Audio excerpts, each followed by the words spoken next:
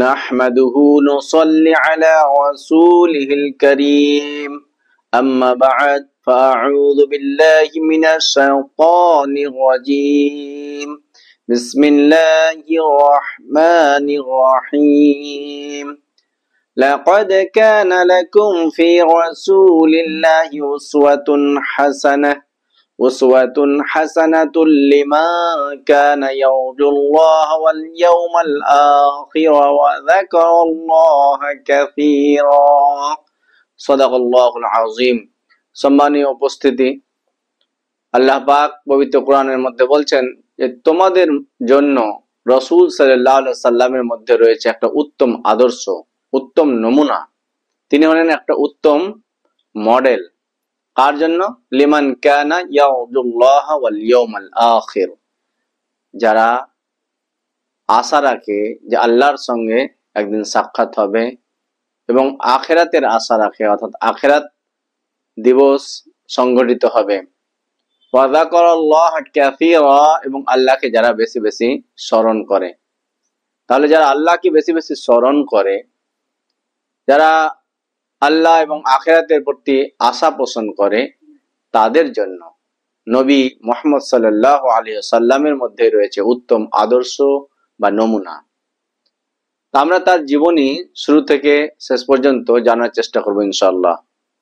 তার পবিত্র জীবন, তার বরকতময় জীবন, যে জীবনকে আমরা অনুসরণ করব, যে জীবনকে আমরা অনুসরণ করলে কি হবে, জান্নাত পাবো, সেই জীবনকে আমরা জানার চেষ্টা করব।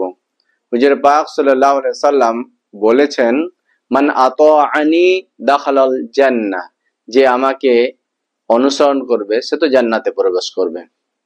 এজন্য আমরা মুহাম্মদ সাল্লাল্লাহু আলাইহি সাল্লামের সেই পবিত্র জীবন সম্পর্কে আমরা জানার চেষ্টা করব। আমরা জানি পৃথিবীর প্রথম নবী হলেন আদম আলাইহিস সালাম। তিনি হচ্ছেন আবুল বাশার, সমস্ত মানুষের পিতা। সেখান থেকে আমাদের জন্মের উৎপত্তি এবং সেখান থেকেই নবুয়তের ধারা শুরু। শেষ নবী মুহাম্মদ সাল্লাল্লাহু আলাইহি সাল্লাম, এবং তারপরে কোনো নবী আসবেন না। তিনি নবীদের বংশধরের মধ্য হতেই তিনি এসেছেন পৃথিবীতে। এবং হুজুর পাক সাল্লাল্লাহু আলাইহি সাল্লাম বলতেন যে ইসমাইল আলাইহিস সালামের সন্তানদের মধ্যে হতে আল্লাহ পাক কেনানাদেরকে নির্বাচিত করেছিলেন, পছন্দ করেছিলেন, এবং কেনানাদের মধ্যে হতে কুরাইশকে আল্লাহ পাক পছন্দ করেছেন, এবং কুরাইশদের মধ্যে হতে হাসিমকে, এবং হাসিমদের মধ্যে হতে আমাকে মনোনীত করেছেন। হুজুর পাক সাল্লাল্লাহু আলাইহি সাল্লাম ছিলেন কুরাইশি, তিনি ছিলেন হাসিমি, তিনি ছিলেন হাসিম বংশের লোক। আজকে তার জীবনীকে আমরা বোঝার জন্য তার যে বংশ পরম্পরা সেটাকে একটু সংক্ষেপে বোঝার চেষ্টা করব। হুজুর পাক সাল্লাল্লাহু আলাইহি সাল্লামের পিতার নাম ছিল আব্দুল্লাহ, মুহাম্মদ বিন আব্দুল্লাহ, এবং আব্দুল্লাহ আব্দুল মুত্তালিবের ছেলে ছিলেন, এবং তার পিতা ছিলেন হাসিম। তিনি ছিলেন চতুর্থ পুরুষ, এবং তার উপরে ছিলেন আব্দে মানাফ। অতএব আমরা হুজুর পাক সাল্লাল্লাহু আলাইহি সাল্লামের জীবনীকে বোঝার জন্য আমরা এই পঞ্চম পুরুষ পর্যন্ত বোঝার চেষ্টা করব, এবং সেখান থেকে আমরা সামনের দিকে এগিয়ে আসব। কি বুঝে আসলো তো? পঞ্চম পুরুষ থেকে আমরা সামনের দিকে এগিয়ে আসব। এবং কুরাইশ যে নামটা আমরা জানি, গালিব বিন ফিহির, গালিব 10ম নম্বরে, এবং তারও উপরে যদি যায় তাহলে ফিহির পাওয়া যাবে। এবং ফিহির ইনারই নাম ছিল, অপর নাম ছিল কুরাইশ।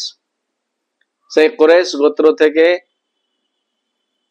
গালিব হয়ে এভাবে ধীরে ধীরে এসে আমরা এখানে পেলাম আব্দে মানাফ, আর আমরা সেখান থেকে পেয়ে গেলাম হাসিম, হাসিম থেকে পেলাম আব্দুল মুত্তালিব, এবং আব্দুল মুত্তালিব থেকে আব্দুল্লাহ, এবং আব্দুল্লাহ থেকে মুহাম্মদ সাল্লাল্লাহু আলাইহি সাল্লাম। তাহলে পঞ্চম পুরুষ হচ্ছে আব্দে মানাফ, এবং আব্দে মানাফের ভাই হলো আব্দে দার। এই আব্দে দার এবং আব্দে মানাফ এরা দুজন বসলো মিরাজ সংক্রান্ত ব্যাপার নিয়ে। এখন গুরুত্বপূর্ণ একটি পোস্ট সিকায়া আর রিফাদা। সিকায়া শব্দের অর্থ হচ্ছে জল পান করানো, রিফাদা শব্দের অর্থ হচ্ছে অতিথিদেরকে আপ্যায়ন করানো। কাবা ঘরে যারা হজ ব্রত পালন করতে আসবেন তাদেরকে জল পান করানো এবং হাজী সাহেবদের আতিথেয়তা করা, এটা অত্যধিক গুরুত্বপূর্ণ একটা পোস্ট মনে করা হতো। দু ভাইয়ের মধ্যে কথা হলো যে রিফাদা ও সিকায়া একটি পোস্ট, এটা এবং যত সম্পত্তি আছে তার মধ্যে বন্টন হবে, কে কোনটা নেবে। যেমন করে চাকরির ক্ষেত্রে দেখা যায় যে কোনো একজন পিতা চাকরি করছিলেন, সার্ভিস হোল্ডার, মারা গেছেন, তার দুটো সন্তান আছে, তো সম্পত্তি একদিকে এবং পিতার চাকুরি একদিকে, কে কোনটা নেবে। দেখা গেল যে শিক্ষিত আছে, তার ডিগ্রি আছে, সে হয়তো চাকরিটা নিল, অপর ভাই হয়তো সম্পত্তি নিল।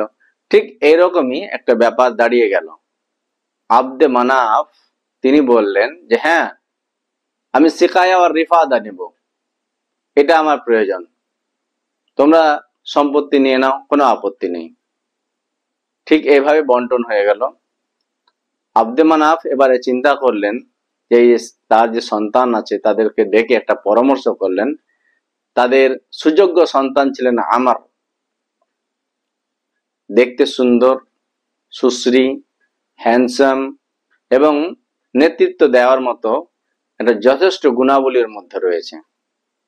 পিতাদের তরফ থেকে, ভাইদের তরফ থেকে তাকেই দেওয়া হলো সেই দায়িত্ব যে সিকায়া ও রিফাদা এর দায়িত্ব তুমি গ্রহণ করবে। তিনি সে দায়িত্ব গ্রহণ করতে লাগলেন, কিন্তু তার নাম পরবর্তীতে আবার হাসিম হয়েছিল। এই জন্য হুজুর পাক সাল্লাল্লাহু আলাইহি সাল্লাম কোন একটা সময় বলেছিলেন যে আমি হাসিম বংশের। আল্লাহ পাক এই হাসিম বংশকে মনোনীত করেছেন এবং হাসিমদের মধ্যে আমাকে মনোনীত করেছেন। কি করে হাসিম তার নামটা হলো এই ব্যাপারে একটু বলি। যে হাসিম শব্দের অর্থ হচ্ছে কোনো কিছু ভাঙা বা কোনো কিছুকে টুকরো টুকরো করা। একবার মক্কাতে খুব দুর্ভিক্ষ দেখা দিয়েছিল, খাবারের অভাব, মানুষ খাবার খেতে পায় না, পেট ভরে কিছু খাওয়ার মতো নেই। এরকম অবস্থাতে তারা সকলেই আসলো সে আমরের কাছে। আমার খুব বিচক্ষণ লোক ছিলেন, তিনি সঙ্গে সঙ্গে কি করলেন, কিছু লোক শাম দেশে পাঠিয়ে দিলেন, সেখান থেকে আটা নিয়ে আসলো এবং সেগুলো থেকে রুটি তৈরি করলেন এবং বড় বড় ডেকচিতে, হাঁড়িতে, যেমন করে রান্নার যে সমস্ত ব্যবস্থা ছিল সেখানে কিন্তু সারিদ নামক একটা খাবার তৈরি করলো। সারিদ মানে হচ্ছে একটা ঝোল, ঝোলের মধ্যে রুটি টুকরো করে একই সঙ্গে রান্না বান্না করে মানুষকে খাইয়েছিল। এই খাবারটা কিন্তু মানুষের কাছে নতুন ছিল এবং খেতেও খুব সুন্দর লেগেছিল। নতুন জিনিস, নতুন স্বাদে মানুষ যখন খেতে শুরু করলো তাদেরকে খুব ভালো লেগেছিল। এই জন্য এই যে হাসামা শব্দ থেকে তাকে হাসিম বলা হলো। এবং তিনি এমন একটা বিচক্ষণ লোক ছিলেন যে দুটো ভ্রমণের ব্যবস্থা করেছিলেন। গ্রীষ্মকালে আরবে যখন প্রচন্ড তাপ লাগে তখন ওরা ব্যবসা বাণিজ্য করা লোক, বণিক লোক, এরা পাঠিয়ে দিত শীত প্রধান দেশে একটা দলকে। ওরা সেখানে গিয়ে ঠান্ডা মাথায় ব্যবসা বাণিজ্য করে সেখান থেকে পণ্য নিয়ে আসতেন। আবার যখন এখানে গরম দেখা দিত, গ্রীষ্মকালে শীত প্রধান দেশে পাঠিয়ে দিতেন। আর শীত যখন এখানে বেশি পড়তো তখন গ্রীষ্ম যেখানে তাপ বেশি থাকতো সেই জায়গাতে তারা বণিককে পাঠিয়ে ব্যবসা বাণিজ্য করতেন। এরকম একটা আইডিয়া আল্লাহ পাক তার মাথাতে দিয়েছিলেন এবং এটা প্রচলিত হয়ে গেছিল। শীতকালে গ্রীষ্ম প্রধান দেশে এবং গ্রীষ্মকালে শীত প্রধান দেশে তিনি পাঠাতেন। এই জন্য কোরআনে এটা উল্লেখ আছে, রিহলাতাশ শিতাই ওয়াস সাইফ লিইলাফি কুরাইশ ইলাফিহিম রিহলাতাশ শিতাই ওয়াস সাইফ, উল্লেখ রয়েছে। অর্থাৎ যখন গ্রীষ্মকাল হতো তখন শীত প্রধান দেশ এদিকে ইয়ামানে পাঠিয়ে দিত, আবার যখন তার উল্টোটা হতো তখন আবার শাম দেশের লোকদেরকে পাঠিয়ে দিতেন। তাহলে শাম আর ইয়ামান এই দুটো দেশে কি হতো, ব্যবসা বাণিজ্য কুরাইশদের চলতো। এবং যেহেতু সিরিয়া, ইয়ামান এবং দূর দূর দেশ থেকে মানুষরা হজ করতে এখানে আসতো, ফলে কুরাইশদের একটা যথেষ্ট মর্যাদা ছিল। কুরাইশদের গায়ে কখনো কেউ হাত দিত না, তাদের পণ্যকে কেউ লুটে নিত না, তাদেরকে মর্যাদার চোখে দেখা হতো। এই জন্য যখন পরবর্তীতে কোরআন অবতীর্ণ হচ্ছে লিইলাফি কুরাইশ ইলাফিহিম রিহলাতাশ শিতাই ওয়াস সাইফ ফালিয়াবুদু রাব্ব হাযাল বাইত, এই বাইতের যিনি রব, অতএব তার তোমাদের কি করা উচিত, ইবাদত করা উচিত। এরকম ভাবে আল্লাহ পাক ইঙ্গিত দিলেন কোরআনের মাঝে। কোন কবি সেই আমরকে উদ্দেশ্য করে বলেছিলেন যে আমরুল্লাযী হাসামা সারিদা লিকওমিহি, আমরুল্লাযী হাসামা সারিদা লিকওমিহি, এই আমর এমন একজন ব্যক্তি যিনি তার কওমের জন্য সারিদ তৈরি করেছিলেন। কওমিন বিমাক্কাতা মুসনাতুনা আযাফু, এমন সময় এই সারিদ তৈরি করেছিলেন যে সময়ে মানুষেরা খুব অভুক্ত ছিল, যারা খুব অসহায় অবস্থাতে ছিল। ওয়ানাসাবু ইলাইহি রিহলাতাইন কিলাইহিমা, এবং মানুষেরা তার দিকেই সেই দুটো ভ্রমণের নিসবত করে থাকে, সম্পর্ক করে থাকে। কোনটা? সাফারুস শিতাই ওয়া রিহলাতুল আসিয়াফি, অর্থাৎ শীতকালের যে ভ্রমণ এবং গ্রীষ্মকালে যে ভ্রমণ, সেটা তার দিকেই কি সম্বন্ধ করে মানুষ বলে থাকে, অর্থাৎ তিনি এটাকে প্রবর্তন করেছিলেন। হুজুর পাক সাল্লাল্লাহু আলাইহি সাল্লামও একটা হাদিসের মধ্যে বলেছিলেন যে সমস্ত মানুষ ভালো ও মন্দে কুরাইশদের কিন্তু অনুসরণ করে। অর্থাৎ ইসলাম যখন আসেনি তখনও তাদের মধ্যে অনেক ভালো গুণ ছিল, অনেক কিছু মন্দ গুণও ছিল, যার কারণে ইসলাম এসে সেটাকে সংশোধন করেছে। তো কুরাইশ এভাবেই মর্যাদা সম্পন্ন একটা গোষ্ঠী ছিল, এবং সেই কুরাইশ বংশে তথা হাসিম বংশে কিন্তু আমাদের প্রিয় নবী মুহাম্মদ সাল্লাল্লাহু আলাইহি সাল্লাম জন্মগ্রহণ করছেন। এই হাসিম তিনি একবার বাণিজ্যের উদ্দেশ্যে বেরিয়ে গেলেন সে সিরিয়ার পথে। যাওয়ার পথে তিনি মদিনা পৌঁছালেন। মদিনাতে গিয়ে সেখানে কিছুদিন অবস্থান করলেন। এখানে বানি নাজ্জার গোত্র ছিল, সেখানে সালমা বিনতে আমর নামক একটা মেয়ের সঙ্গে সেখানে আবার তার বিবাহ হলো, সন্তান ছিল। তারপরও সেখানে যেমন করে আমরা কলকাতাতে হয়তো অনেকে ফ্ল্যাট থাকে, বাড়ি থাকে, হয়তো মদিনাতে এরকম কোনো ব্যবস্থা ছিল। সালমা বিনতে আমর মানে বুঝতে পারা যাচ্ছে যে আমরের কন্যা, তার নিজের নামও আমর ছিল, এবং সেখানে হয়তো তার একটা কোনো একটা বন্ধু ছিল, একই নামের হয়তো দোষ ছিল। সেখানে থেকে তার মেয়েকে বিবাহ করলেন। বিবাহ করে কিছুদিন অবস্থান করে তিনি কিন্তু চলে গেলেন সেই প্যালেস্টাইনের সে গাজাতে গিয়ে তিনি সেখান থেকে কিন্তু মৃত্যুবরণ করলেন। তারপরে তার সঙ্গে যে কাফেলা ছিল সে কাফেলা ফিরে আসলো। ফিরে এসে বাড়িতে যখন খবর দিল, এই হাসিমের কিন্তু অপর ভাই মুত্তালিব ছিলেন। কি? হাসিমের অপর ভাই মুত্তালিব ছিলেন। মুত্তালিব কিন্তু এবারে সেই সিকায়া আর রিফাদা, জলপান করানো এবং হাজিদেরকে অভ্যর্থনা করা, আপ্যায়ন করানোর দায়িত্ব কিন্তু গ্রহণ করলেন। একটু বলে রাখা ভালো যে এখানে মুত্তালিব, হাসিম এবং তাদের আরেকটা ভাই ছিল, সেটা হচ্ছে নওফেল। তিন ভাই। তাহলে হাসিম যখন মারা গেল তখন এবারে সে দায়িত্বভার গ্রহণ করলেন কে? মুত্তালিব। মুত্তালিব যখন দায়িত্বভার গ্রহণ করলেন, প্রায় 7 বছর 8 বছর কেটে গেছে। এরকম একটা সময় তিনি খবর পাচ্ছেন যে আমার ভাই, আমার দাদা যে হাসিম, যখন তিনি ব্যবসা বাণিজ্য করার জন্য বেরিয়ে গেছিলেন সিরিয়া, সেখানে গাজাতে যখন মারা গেছিলেন, সেই সফরে মদিনাতে তিনি বিবাহ করেছিলেন এবং সেখানে তার একটা সন্তান জন্মগ্রহণ করেছে। এই খবরটা তিনি পেলেন। পেয়ে কিন্তু অত্যধিক আনন্দিত হলেন, অত্যধিক খুশিতে তিনি কিন্তু ছুটলেন মদিনাতে যে আমাদের একটা সন্তান আমার ভাইয়ের ছেলে রয়েছে, তাকে নিয়ে আসতে যেতে হবে। অত্যধিক খুশি, প্রায় 7 থেকে 8 বছর পার হয়ে গেছে, একটা যুবকে পরিণত হয়েছে নিশ্চয়ই, বা এত বড় একটা বালকে পরিণত হয়েছে।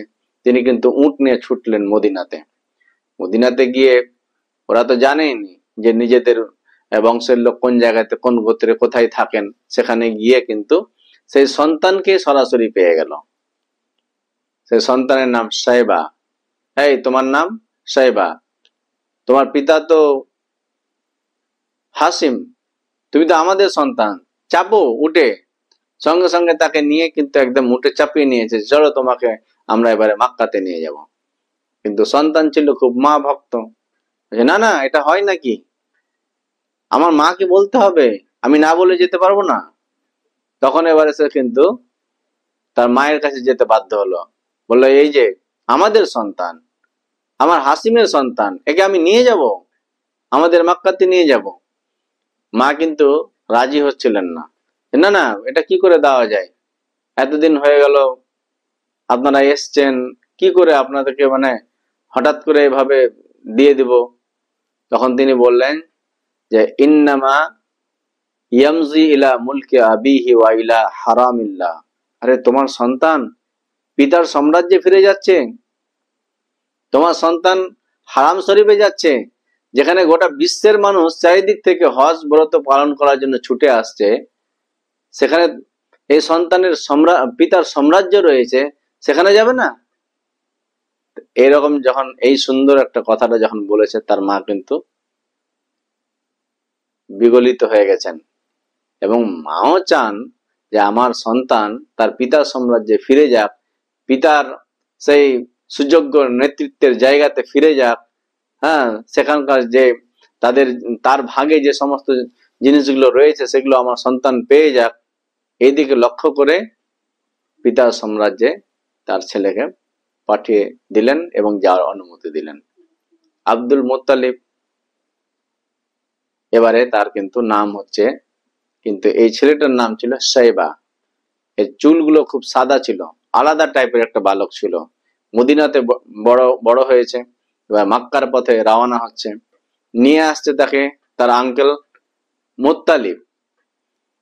যখন মক্কাতে ওনারা ঢুকতেন বিভিন্ন ব্যবসা বাণিজ্য করে, তো মানুষ তাদের দিকে তাকিয়ে থাকতেন, যে অনেক কিছু পণ্য নিয়ে আসতো, ওরা মানুষকে অনেক কিছু বিতরণ করতেন। তো ওরা দেখলো যে আরে বাবা, এবার তো উঠে তো দেখছি, উটের পিছনে মুত্তালিবের পিছনে একটা সুন্দর গোলাম বসে আছে, এবং সেই যুগে গোলাম ক্রয় বিক্রয় করা হতো, এরকম একটা সিস্টেম ছিল।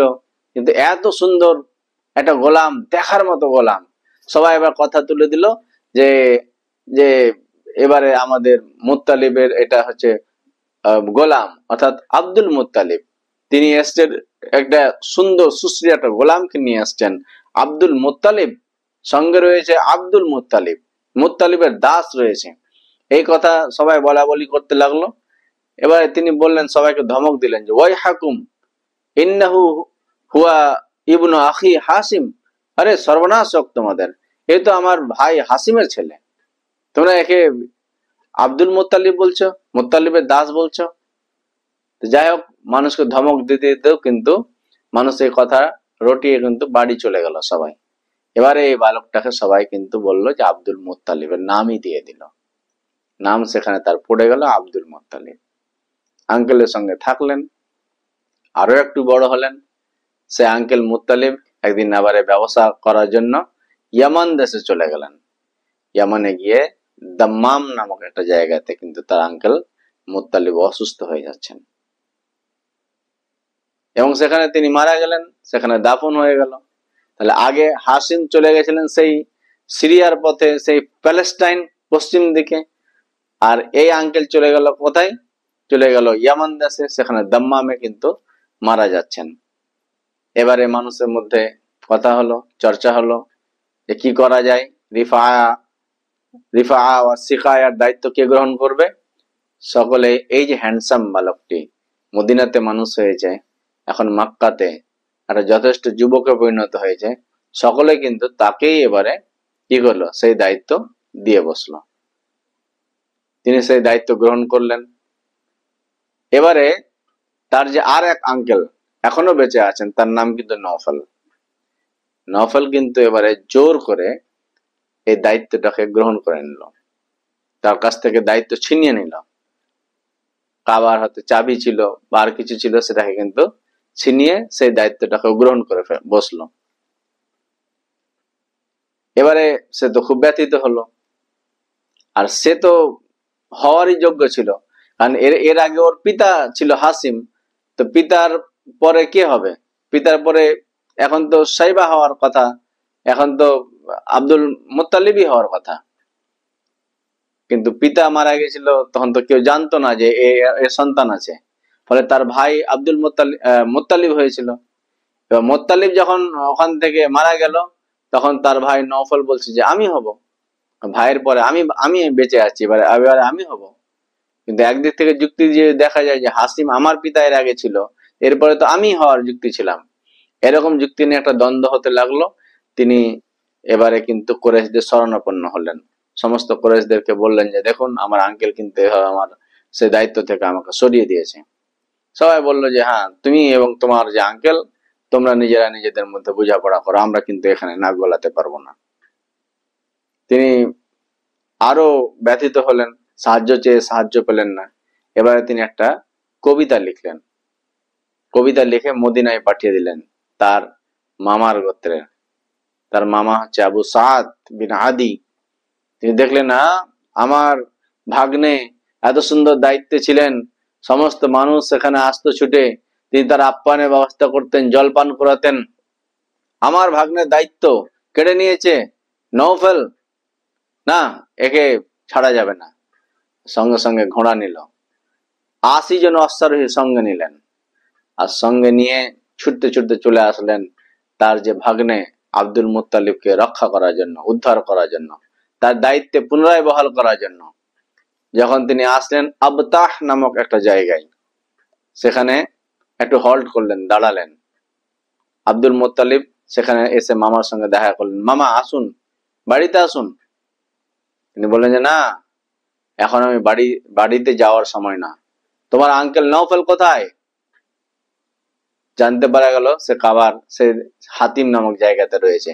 সঙ্গে সঙ্গে তিনি অগ্রসর হয়ে গেলেন যে এই দায়িত্ব তোমার হাতে ফেরত না দিতে পারলে আমি আর তোমার বাড়ি যাব না। সঙ্গে সঙ্গে তিনি ছুটলেন, গিয়ে নওফলকে ডাক দিলেন, কোথায় আপনি?